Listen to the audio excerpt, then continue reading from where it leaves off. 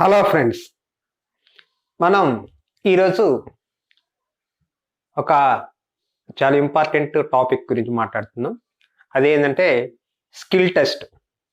మనకి ఈ central government జాబ్స్కి, ఎస్పెషల్లీ సెంట్రల్ ఇన్స్టిట్యూట్స్, ఐఐటీస్ కానీ, ఎన్ఐటీస్, ఇస్రో అండ్ డిఆర్డిఓ ఇట్లాంటి వాటికి సంబంధించిన రిలేటెడ్ ఆర్గనైజేషన్స్ మొత్తానికి మనకి స్కిల్ టెస్ట్ జరుపుతున్నారు.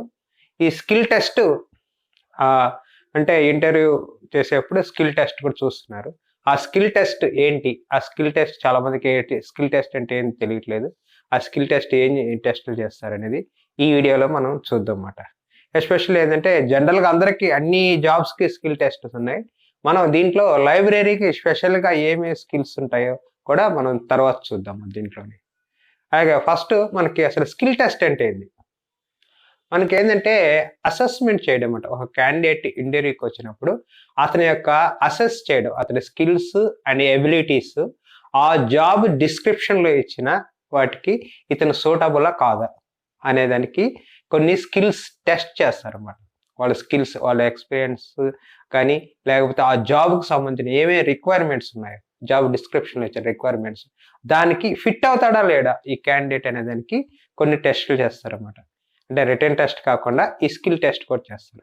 అయితే స్కిల్ టెస్ట్లో హార్డ్ స్కిల్స్ టెస్ట్లు ఉంటాయి, అలాగే పర్సనాలిటీ టెస్ట్ ఉంటాయి, కాగ్నిటివ్ టెస్ట్ ఉంటాయి, మళ్ళీ హార్డ్ స్కిల్స్ టెస్ట్ ఉంటాయి. డిఫరెంట్ టెస్ట్లు ఉంటాయి వాటిల్లో. కానీ మొత్తం జనరల్గా ఒకే టెస్ట్ ఉంటుంది, స్కిల్ టెస్ట్. అయితే ఈ స్కిల్ టెస్ట్లో మనకి జనరల్గా ఏం అడుగుతారు అనేది మనం చూస్తాం. జనరల్గా దీంట్లో వచ్చి మనకి హార్డ్ స్కిల్స్ టెస్ట్ అని చెప్పాను కదా, పర్సనాలిటీ సంబంధించినవి, కాగ్నేటివ్ అంటే ప్రాబ్లమ్ సాల్వింగ్ చేయగలడా, లేకపోతే లీడర్షిప్ క్వాలిటీస్ ఉన్నాయా, లేకపోతే అంటే ఆ జాబ్ బేస్ చేసుకొని డిఫరెంట్ స్కిల్స్ టెస్ట్ చేస్తారు అనమాట. అవి కొన్ని ఓవరాల్గా డైరెక్ట్గా క్వశ్చన్ చేసి ఆన్సర్ చేసే ఉంటే, కొన్ని ప్రాక్టికల్గా హార్డ్గా చేపిస్తారు అనమాట. అంటే ప్రాక్టికల్గా అవి చేయండి అని చేసే కొన్ని ఉంటాయి అన్నమాట. కొన్ని ఓన్లీ క్వశ్చన్ అండ్ ఆన్సర్ లాగా కొన్ని క్వశ్చన్స్ ఉంటాయి అన్నమాట. ఈ విధంగా డిఫరెంట్ క్వశ్చన్స్ ఉంటాయి. జనరల్గా ఏంటంటే హార్డ్ సంబంధించినవి అంటే ప్రాక్టికల్గా అంటే వాళ్ళ ఎడ్యుకేషన్, ట్రైనింగ్, ఎక్స్పీరియన్స్ బేస్ చేసుకొని హార్డ్ స్కిల్స్ ఏమేమి ఉన్నాయో చూస్తారు. అలాగే వాళ్ళ మెంటల్ ఎబిలిటీస్ అంటే వాళ్ళ యొక్క సైకాలజీ ఎలా ఉన్నది, వాళ్ళ బిహేవియర్ ఏంటి, ఎబిలిటీస్, దానికి సంబంధించి లీడర్షిప్ క్వాలిటీస్ ఎలా ఉన్నాయి, గ్రూప్ టీమ్ని మెయింటైన్ చేయగలడా, లేకపోతే డిఫరెంట్ సిచ్యువేషన్స్లో అంటే కొన్ని సిచ్యువేషన్స్లో యూజర్స్ రియాక్ట్, లేకపోతే కస్టమర్ రియాక్ట్ చాలా ర్యాష్గా ఉంటుంది, అట్లాంటప్పుడు ఎలా డీల్ చేస్తారు, ఎట్లాంటి సైకాలజికల్ సంబంధించిన డీలింగ్ సంబంధించి వాళ్ళ ఎమోషన్స్ ఎలా ఉంటాయి, అంటే ఒక విధంగా ఎమోషనల్ క్వశ్చన్ ఎలా ఉంటుంది అనేది కూడా వీళ్ళు టెస్ట్ చేస్తారు అనమాట. అయితే దీంట్లో అన్ని జాబ్స్కి జనరల్గా కామన్గా అవే ఉంటాయి. అయితే ఆ జాబ్ డిస్క్రిప్షన్లో ఏమి ఇచ్చారంటే ఆ జాబ్కి సంబంధించిన రిక్వైర్మెంట్స్ అవి బేసిక్గా దాని మీద కాన్సన్ట్రేషన్ ఉంటుంది అనమాట. అయితే మనకి లైబ్రరీకి సంబంధించి మనకి ఇస్రోలో కానీ, లేకపోతే డిఆర్డిఓలో కానీ, ఐఐటీస్లో కానీ, ఎన్ఐటీస్లో కానీ, అంటే చాలా ఇన్స్టిట్యూట్స్లో మనకి ఈ స్కిల్ టెస్ట్ ఈ మధ్య కాలంలో చేస్తున్నారు. ఇంతకుముందు ఒకటి ఇంటర్వ్యూ ఉండేది, ఇప్పుడు స్కిల్ టెస్ట్ చేస్తున్నారు అనమాట. అయితే ఈ స్కిల్స్ ఈ మధ్య అప్రెంటిసెస్ కూడా, ఓన్లీ జాబ్స్ అప్రెంటిసెస్ కూడా ఈ స్కిల్ టెస్ట్ చూస్తున్నారు అనమాట. అయితే ఇక్కడ మనం దీనికి ఈ స్కిల్ టెస్ట్లో మనకి ఆ లైబ్రేరియన్స్కి బేసిక్గా ఏం స్కిల్ టెస్ట్లో ఏమేమి టెస్ట్లు చేస్తారనేది ఇక్కడ చూద్దాం అన్నమాట. బేసిక్గా మనం ఒక జాబ్కి వెళ్ళినప్పుడు వాళ్ళు డిఫరెంట్ లైబ్రరీ రొటీన్స్ ఉంటాయి కదా. ఇప్పుడు వాళ్ళైతే ఏ జాబ్ అయితే అనౌన్స్ చేశారో, జాబ్ పొజిషన్స్ ఏదైతే అనౌన్స్ చేశారో ఆ పొజిషన్స్ సంబంధించిన స్కిల్స్ అంటే అక్కడ ప్రాక్టికల్గా మీరు ఏం చేయగలుగుతారు అనే దాన్ని టెస్ట్ చేస్తారు అనమాట.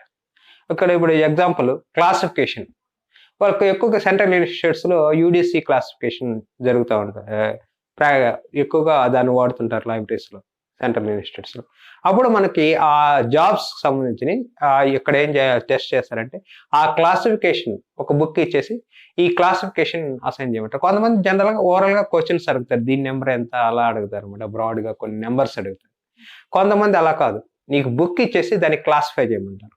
స్కిల్ టెస్ట్లో మనం ఒక బుక్ ఇచ్చేసి దీన్ని అకార్డింగ్ టు యూడిసి దాని ప్రకారం క్లాసిఫికేషన్ చేయమని అడుగుతారు అనమాట. అలాగే మనకి కొన్ని సబ్జెక్ట్ హెడ్డింగ్స్ ఇవ్వమండవు, లేకపోతే మన సిరీస్ లిస్టా, లేకపోతే నాసా థెసారసా, లేదా వాటిని యూజ్ చేసేసి కొన్ని ఈ కీవర్డ్స్ కానీ సబ్జెక్ట్ హెడ్డింగ్స్ వాటికి ఇవ్వమన్నాం. వాటికి కొన్ని టాపిక్స్, కొన్ని మన బుక్స్కి సంబంధించిన కీవర్డ్స్, లేకపోతే కొన్ని ఆర్టికల్స్ కీవర్డ్స్ అట్లాంటివి ఇవ్వమన్నాం. అట్లాంటివి టెస్ట్ చేస్తున్నారు. అలాగే మనకి ఇంకా సాఫ్ట్వేర్కి సంబంధించి చూస్తే మనం జనరల్గా బేసిక్గా వచ్చేసి ఎంఎస్ ఆఫీస్ చాలా వాటిల్లో అంటే చాలా జాబ్స్లో ఎంఎస్ ఆఫీస్ స్కిల్స్ టెస్ట్ చేస్తున్నారు. అంటే అవి పవర్ పాయింట్ ప్రజెంటేషన్ ఇవ్వమంటారు. పవర్ పాయింట్ ప్రజెంటేషన్ జస్ట్ వాళ్ళు ప్రిపేర్ చేయమంటారు. ఒక page power point presentation prepare చేయండి, ఒక 2 pages దానికి సంబంధించి అంటారు. అలాగే ఎంఎస్ ఆఫీస్లో మన వర్డ్కి సంబంధించిన కొన్ని మెయిల్ మర్జీ కానీ, లేకపోతే వర్డ్లో కొన్ని ఫార్మాట్కి సంబంధించింది కానీ, లేకపోతే వాటిని ఈ విధంగా అనేది వాటికి సంబంధించిన టెస్టులు కూడా వాళ్ళు చూస్తున్నారు అనమాట. అందుకని ఎంఎస్ ఆఫీస్ మన ఎక్సెల్లో కొన్ని మనకి కాలిక్యులేషన్స్ ఉంటాయి కదా, బేసిక్గా మనకు కొన్ని కాలిక్యులేషన్స్ లైబ్రరీ రిలేటెడ్ అవసరమైనవి ఎలా అనేది దానికి సంబంధించి అట్లాంటి కాలిక్యులేషన్స్ కూడా మనం ఎలా చేయాలా ఎక్సెల్లో అట్లాంటి టెస్టులు కూడా చేయమంటున్నారు. అలాంటివి మనం చూసుకోవాల్సింది అవసరం ఉందన్నమాట. అలాగే ఇతర రిక్వైర్మెంట్ మనకి ఒక ప్రజెంటేషన్, ఒక పాంప్లెట్ ప్రిపేర్ చేయడం, దానికి ఫ్రీ సోర్సెస్ ఉన్నాయా, లేకపోతే ఇంకో దేంట్లో చేస్తాం, ఒక పాంప్లెట్ లేకపోతే ఒక బ్రోచరు, మనం ఏదో చిన్న ప్రోగ్రామ్ కండక్ట్ చేస్తున్నాం, దానికి ఒక బ్రోచర్ తయారు చేయాలా, లేకపోతే ఒక పాంప్లెట్ తయారు చేయాలి, లేకపోతే ఒక ఇంటిమేషన్ డిస్ప్లే చేయాలి. దాన్ని ఎలా తయారు చేస్తారు? దాన్ని క్యాన్వాలో తయారు చేస్తారా, లేకపోతే ఇంకో ఫోటోషాప్లో తయారు చేస్తారా? జస్ట్ అట్లాంటి మినిమం స్కిల్స్ కూడా అడుగుతున్నారు అనమాట. అట్లాంటివి కూడా మనం మినిమం నాలెడ్జ్ ఉండాలి. ఏమేమి ఉంటాయి వాటికి రిలేటెడ్ ఉపయోగపడేవి. అలాగా చూస్తే మనకి లైబ్రరీ సాఫ్ట్వేర్స్ మనకి ఎక్కువగా కోహా, సెంట్రల్ ఇన్స్టిట్యూట్స్ చాలా వాటిల్లో కోహా యూజ్ చేస్తున్నారు. కోహా సాఫ్ట్వేర్ గురించి బేసిక్గా కొన్ని క్వశ్చన్స్ అడుగుతారు. దాని డెవలప్మెంట్స్ ఏంటి, ప్రజెంట్ వర్షన్స్ ఏంటి అట్లాంటివి అడుగుతున్నారు. అలాగే ప్రాక్టికల్గా చూస్తే మనకి జస్ట్ ఒక బుక్ ఎంటర్ చేయమంటారు, లేకపోతే new type of materials create చేయమంటాడు. ఒక న్యూ టైప్, ఇప్పుడు అక్కడ వాటి బుక్స్, జర్నల్స్, సిడీస్ అనుకో, సిడీస్ అట్లా ఉంటాయి కదా, అట్లా ఒక టైప్ ఆఫ్ మెటీరియల్ దాంట్లో క్రియేట్ చేయమంటాడు. అట్లా బాడ్ కోడ్ జనరేషన్ ఇట్లాంటి దానికి సంబంధించిన డిఫరెంట్ ఫంక్షనింగ్ సంబంధించి అంటే ప్రాక్టికల్గా నువ్వు చేయగలుగుతున్నావా లేదా, నీకు ఎక్స్పీరియన్స్ నువ్వు ఆల్రెడీ దీంట్లో ఎక్స్పీరియన్స్ చెప్పుకుంటారు. ఆ ఎక్స్పీరియన్స్ బేస్ చేసుకుని కూడా అడుగుతారు క్వశ్చన్స్. అందుకని దాంట్లో నీ స్కిల్స్ ఉన్నారు. లేకపోతే ఒక రిపోర్ట్ తీయమంటాడు, నా టైటిల్ వైజ్, ఆథర్ వైజ్ నాకు ఒక రిపోర్ట్ కావాలి దాంట్లో కోహాలో అంటాడు. నీ రిపోర్ట్ చేయగలగాలి. ఆ విధంగా డిఫరెంట్ స్కిల్స్ సాఫ్ట్వేర్స్. అలాగే డిజిటల్ లైబ్రరీ సాఫ్ట్వేర్స్, DSpace కానీ, గ్రీన్ స్టోన్ కానీ, వాటి గురించి కంటెంట్ మేనేజ్మెంట్ సాఫ్ట్వేర్స్ కానీ, వీటి గురించి కూడా మనం ఐడియా ఉన్నట్టు వాటిలో ఎలా అప్లోడ్ చేస్తారు, దాంట్లో కీవర్డ్స్ ఎలా వేస్తారు, ఎలా ఆర్డరింగ్ అంటే కమ్యూనిటీస్ కానీ సబ్ కమ్యూనిటీస్ DSpaceలో ఎలా ఇస్తారు, దాంట్లో బేసిక్ ప్రతి దాని గురించి మీకు ఒక బేసిక్ నాలెడ్జ్, ప్రాక్టికల్ నాలెడ్జ్ ఉండాలి.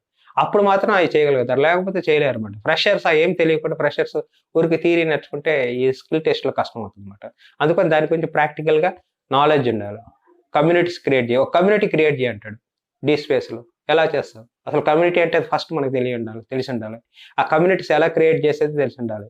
దాన్ని ఒక కమ్యూనిటీలో ఒక రిసోర్సెస్ని అప్లోడ్ చేయడానికి, డాక్యుమెంట్ని అప్లోడ్ చేయడం ఎలా అనేది తెలిసి ఉండాలి. ఇవన్నీ మనకి ఆ నాలెడ్జ్ DSpace గురించి కానీ వాటి గురించి తెలిసి ఉండాలి.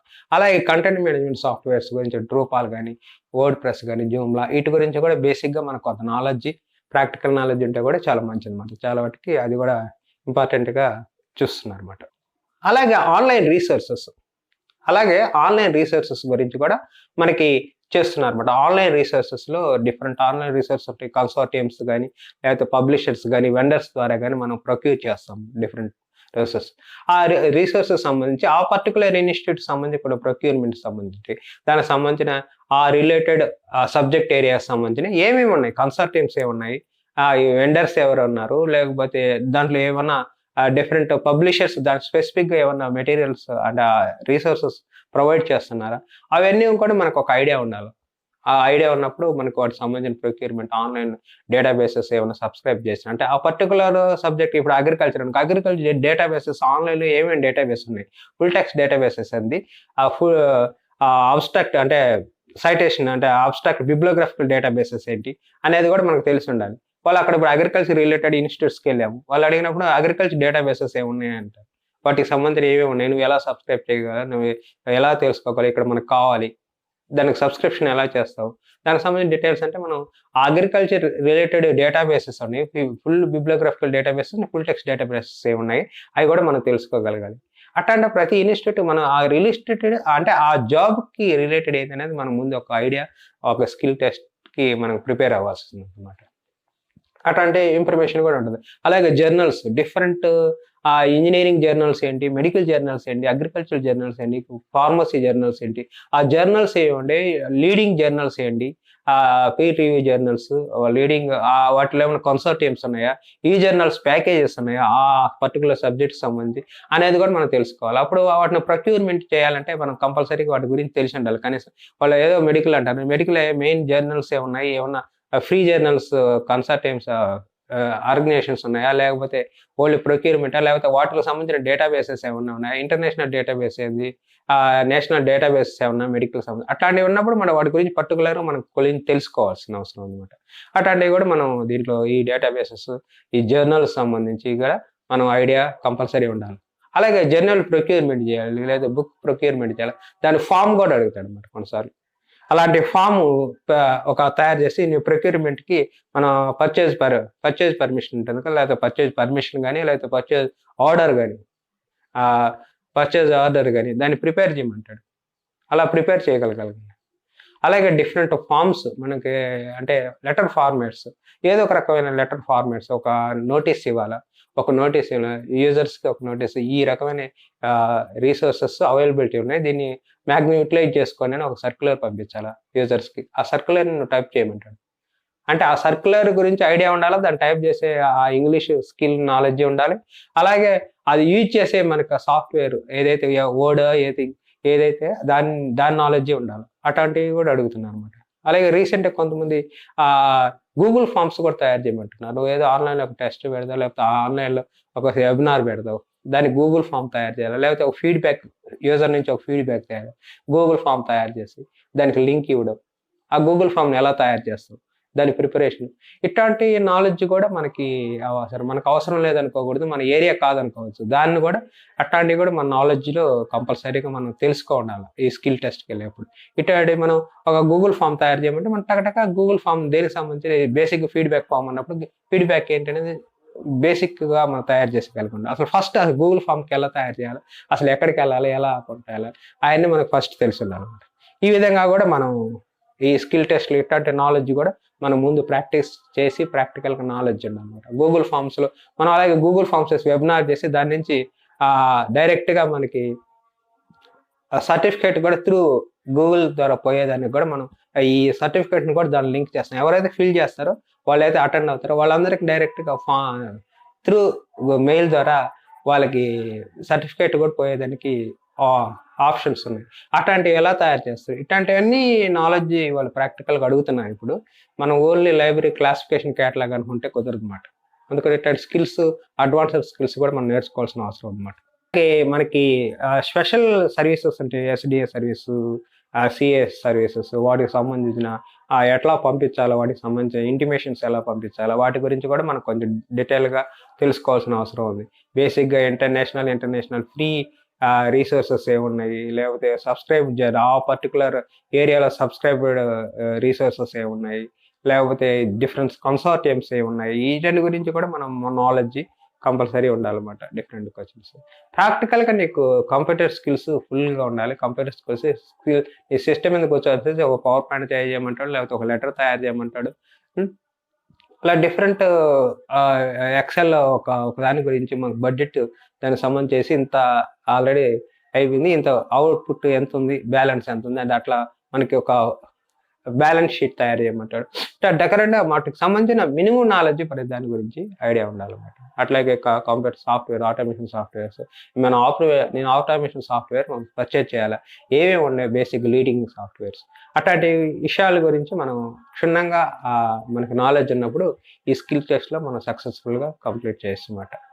ఆ పర్టికులర్ ఇన్స్టిట్యూట్ బేసిక్గా ఏంటంటే ఆ పర్టికులర్ ఇన్స్టిట్యూట్ నీ జాబ్ డిస్క్రిప్షన్, నీ జాబ్ పొజిషన్ ఏదైతే అడ్వర్టైజ్ చేశాడో ఆ జాబ్ పొజిషన్స్కి ఆ ఫంక్షన్స్ ఏంటి, వాళ్ళ జాబ్ డిస్క్రిప్షన్లో ఏమి ఇచ్చాడు, ఆ జాబ్ డిస్క్రిప్షన్ సంబంధించిన స్కిల్స్ ఏం కావాలి, అట్లా సాల్వ్ ప్రాబ్లమ్ సంబంధించి users different types of users ఉంటారు, కొంతమంది నుంచి ప్రాబ్లం ఉంటుంది, సైకాలజికల్ టెస్ట్. ఇవన్నీ హార్డ్ స్కిల్స్ అయితే సైకాలజికల్ టెస్ట్ ఉంటాయి అన్నమాట. వాళ్ళు లీడింగ్ చేయగలిగేదా, లీడర్షిప్ లీడింగ్ సంబంధించి, లేకపోతే ఒక ప్రాబ్లం వచ్చేసింది, యూజర్ ఒక థెఫ్టింగ్ చేశాడు, వాడు పనిష్మెంట్ చేస్తావా, లేకపోతే మెంబర్షిప్ క్యాన్సిల్ చేస్తావా, లేకపోతే అవన్నీ అడుగుతాడు డిఫరెంట్ టైప్స్. ఒక స్టూడెంట్ ఒక బుక్ కట్ చేసాడు, కట్ చేసి తీసుకాడు, వాడు పనిష్మెంట్ ఏమి ఇస్తావు, సస్పెండ్ చేస్తావా, లేకపోతే వార్నింగ్ ఇచ్చి వదులుతావా, రకరకాలుగా అడుగుతారు అనమాట. దాన్ని సైకాలజీ టెస్ట్ బేస్ చేసుకుని వాళ్ళు చూస్తారు. అట్లా సైకిల్ ఏదో ఒక ప్రాబ్లం వచ్చేసి సిస్టమ్ ప్రాబ్లం, లేకపోతే ఇంకో ఏదైనా ప్రొక్యూర్మెంట్లో ప్రాబ్లం, లేదా ఇంకో దాంట్లో ప్రాబ్లం వచ్చింది, ఆ ప్రాబ్లం నువ్వు ఎలా సాల్వ్ చేయగలవు, దానికి సంబంధించి అడుగుతాడు అనమాట.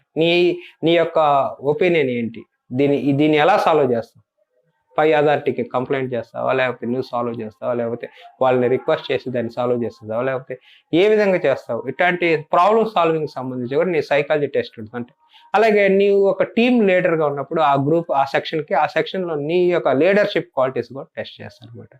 ఇట్లాంటి సైకాలజికల్ టెస్ట్లు, ఆ పర్సనల్ డెవలప్మెంట్ అంటే ఇంట్రెస్ట్, బేసిక్గా ఇంట్రెస్ట్, అసలు నీకు ఏదో జాబ్ కావాలని వెళ్తున్నావా, లేకపోతే ఆ జాబ్ మీద నిజంగా ఇంట్రెస్ట్ ఉందా, మోటివేషన్ ఉంది, చేయగలుగుతావా, ఇతర ఎంప్లాయీస్ని మోటివేట్ చేయగలుగుతావా, నీ పీర్ వాళ్ళని మోటివేట్ చేయగలుగుతావా లేదా అనేది చూస్తారు. అట్లాగే లీడర్షిప్ క్వాలిటీస్, నీ ఇంట్రెస్ట్ ఉందా, ఫస్ట్ ఆ జాబ్ మీద ఇంట్రెస్ట్గా నువ్వు చేయగలుగుతున్నావు, లేదా ఊరికి ఏదో జాబ్ చేస్తున్నావు అంటే చేస్తున్నావు, శాలరీ కోసం అని చేస్తున్నావు.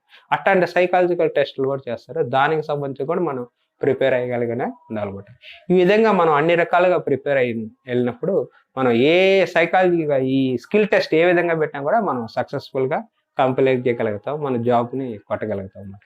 ఇది బేసిక్గా కొంత బ్రీఫ్గా ఈ స్కిల్ టెస్ట్ గురించి. Thank you.